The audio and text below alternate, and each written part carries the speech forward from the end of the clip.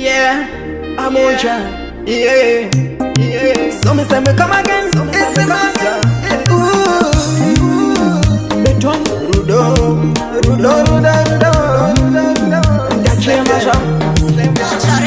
Unanichemeza apesa pano kuna unanichemeza moyo wangu ini unaushuguruza aiwana neta kana nikitenderezwa unanichemeza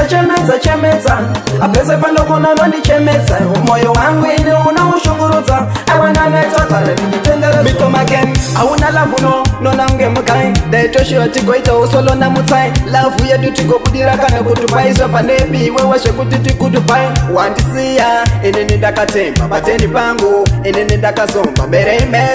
inini nikishamba zonde paya ayo wachitipi unanichemeza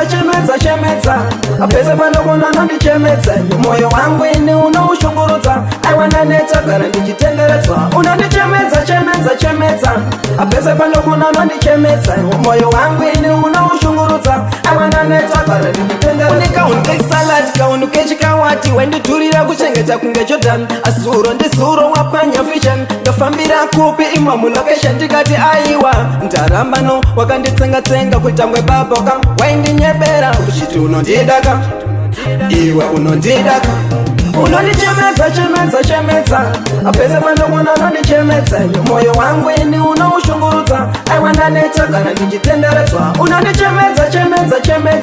apesa pano kuna unanichemeza moyo wangu ini unaushuguruza aiwana neta kana nikitenderezwa become again auna lavuno nona nge mkai daitoshio tiko ita usolo na mutai lavu yedu tiko kudira kana kutupai sopa nebi wewe shekuti kutupai wandisia inini dakatemba bateni pangu inini dakazomba mere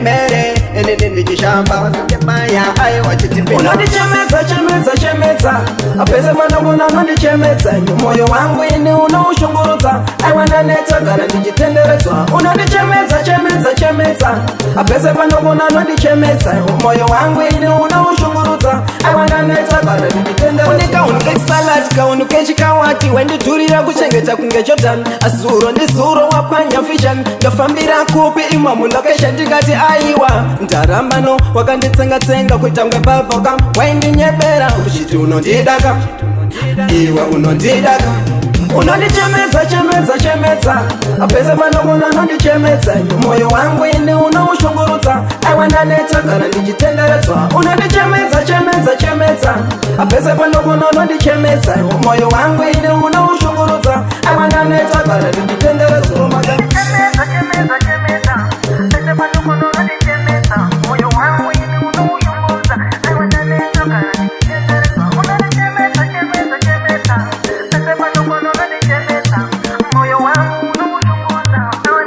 kana nikitenderezwa